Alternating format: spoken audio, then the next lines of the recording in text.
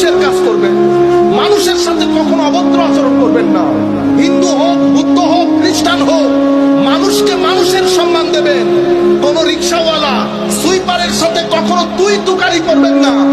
ভালো বংশের পোলাপাইন কখনো মানুষের সাথে বেয়াদবি করেন। এটা হলে কি হবে? আপনার জীবন এনার্জেটিক হবে। আপনার জীবনে দুই ধরনের এনার্জি দরকার। কয় ধরনের এনার্জি?